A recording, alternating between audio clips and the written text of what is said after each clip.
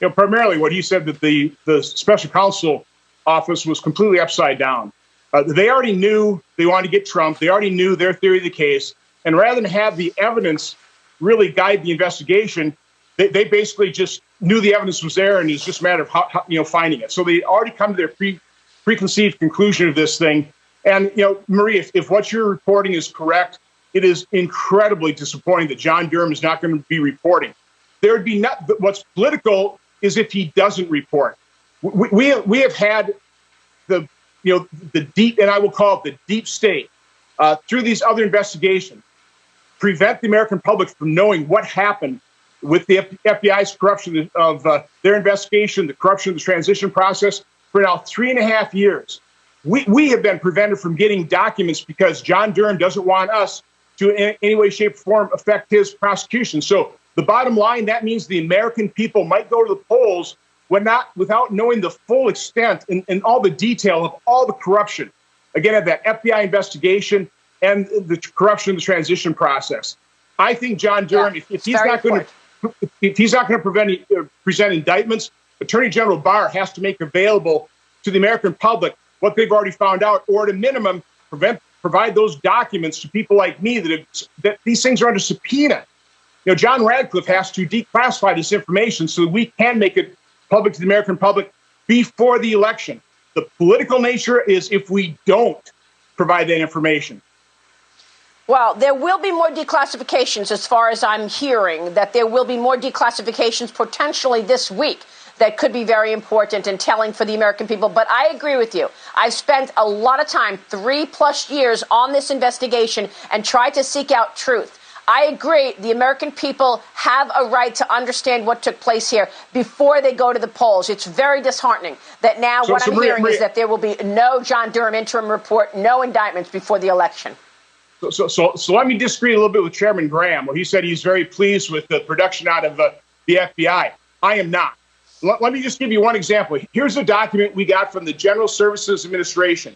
You can see that it's an email, and everything's presented except for the very bottom. They've redacted the mobile phone number of the person writing the email. Here's the exact same email we got from the FBI. You see something different here? Everything is redacted. And that, we're supposed to get thousands of pages from I finally subpoenaed the FBI. They are on their second extension. Everything is due by, I think, the 30th of September. And that's the kind of information we get. It's non-information. We have to fight over redacting the same documents that we get from other agencies. So I am not happy at all with the document production we've gotten out of Director Wray and the FBI. Not even close.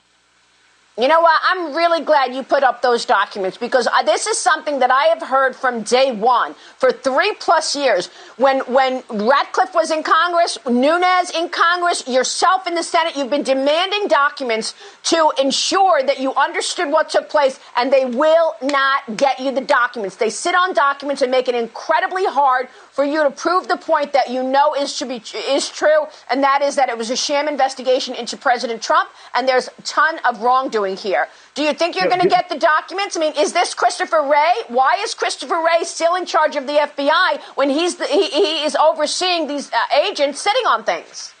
His job should be to restore the credibility and integrity of the FBI, and the only way you do that is through exposure.